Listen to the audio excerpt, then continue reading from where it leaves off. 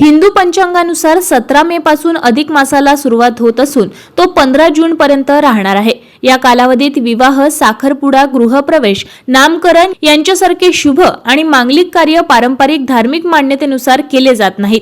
त्यामुळे शहरासह ग्रामीण भागातही विवाह सोहळ्यांना तात्पुरता विराम मिळाला आहे।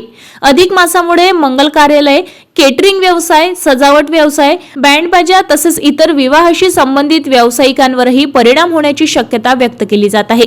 सध्या 14 मे पर्यंत लग्नसराईचा उत्साह शिगेला पोहोचला असून शुभ मुहूर्ताचा हा अखेरचा टप्पा मानला जात असल्याने विवाहस्थळांवर मोठी गर्दी पाहायला मिळत आहे।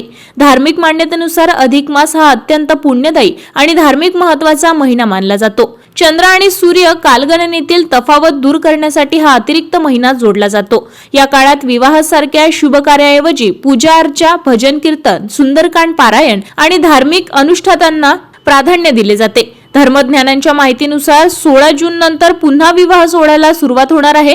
मात्र यावेळी मान्सूनचे आगमन आणि शेतकऱ्यांची लगबग सुरू होणार असल्याचे मे महिन्यात मोठ्या प्रमाणात विवाह सोहळे उरकले जात असल्याचे चित्र दिसून येत आहे। या बातमीचे संकलन केले आमचे वरिष्ठ पत्रकार अशोकभाई जोशी यांनी।